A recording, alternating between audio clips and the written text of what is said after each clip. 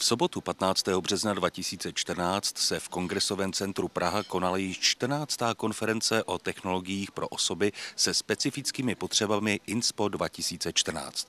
Na konferenci zaznělo na 30 přednášek. Kromě nich se mohli účastníci seznámit i s množstvím kompenzačních pomůcek a programů, které v předsálí předváděla řada organizací. Mě těší, že se nám podařilo tady představit řešení pro lidi s různým zdravotním postižením.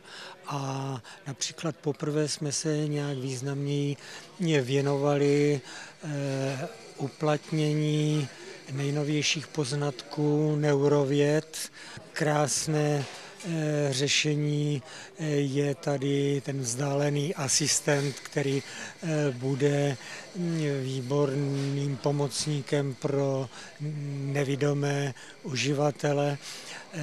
Novinku pro tělesně postižené v ovládání počítače pomocí takzvané ústní myši jsme taky tady představili, takže dá se říct, že každá ta skupina si tady našla něco zajímavého, nového, co budou moct využít. Můžeme především nabídnout třeba možnost trénovat schopnosti mozku, jako jsou paměť, logika, koncentrace, prostorová orientace nebo práce s textem a jazykem. Máme u nás i možnost právě tyto schopnosti dlouhodobě trénovat, třeba u lidí po úrazech, mrtvici nebo u dětí, které jsou po úrazech a po různých nemocích. A poměrně dost máme zkušeností s tím, že ty lidi se znovu vracejí zpátky třeba do života, nebo ta kvalita života se výrazně zlepšuje. Inteligentní domácnost je možné vytvořit s pomocí modulu Mouth Intelligent krabičky.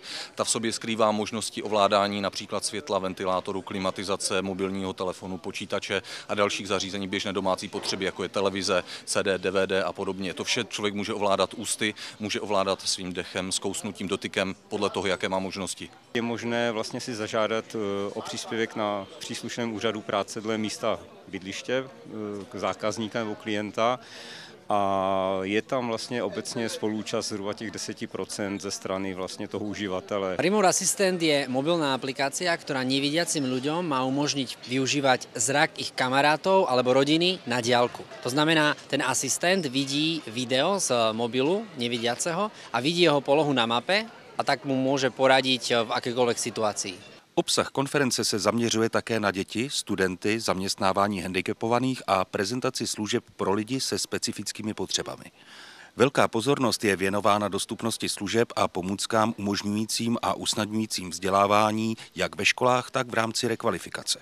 EDAPlay je aplikace, kterou vyvinula nezisková organizace Raná péče EDA ve spojení s jedním vývojovým studiem Sugar and Ketchup a je zaměřená na trénink zraku a jemné motoriky pro děti s kombinovaným postižením, a to především s postižením zraku.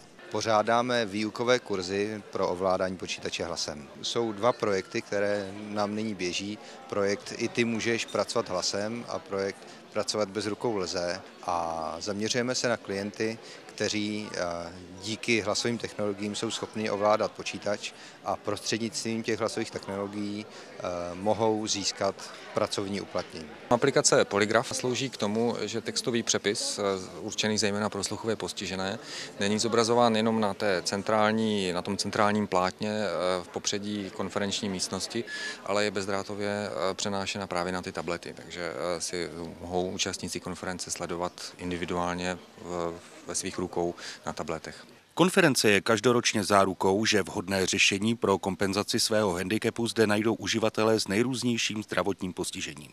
Generálním partnerem konference je nadace Vodafone. Já mám radost, že jsme se stali hlavním partnerem INSPA. Rozhodně to vnímáme jako dlouhodobou záležitost.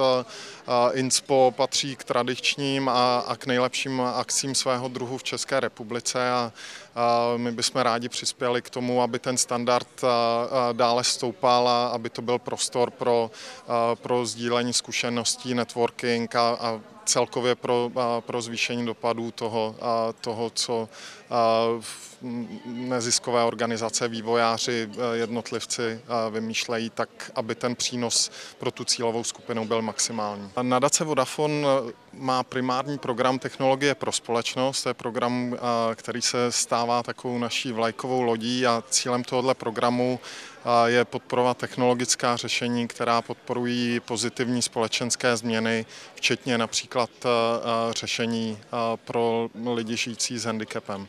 V rámci konference byli oceněni i autoři se zdravotním postižením, kteří se zúčastnili literární soutěže Internet a můj handicap.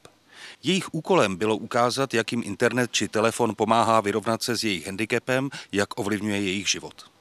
Na konferenci INSPO je vidět to nejzajímavější ze světa technologií, které pomáhají v každodenním životě lidem s handicapem. I sama konference je technologicky velmi dobře zajištěná, že umožňujeme simultánní přepis a tlumočení do znakového jazyka ve všech jednacích sálech a že ze všech přednášek budou pořízeny videozáznamy, které obsahují jednak pohled na plátno, kde se promítá prezentace, a v menších oknech je pohled na řečníka, v dalším na tlumočníka do znakového jazyka a ještě dole běží řádek se simultánním přepisem. Takže každý s jakýmkoliv handicapem je schopen vnímat, co tam bylo řečeno. Všechny přednášky budou zveřejněny na webových stránkách www.inspo.cz.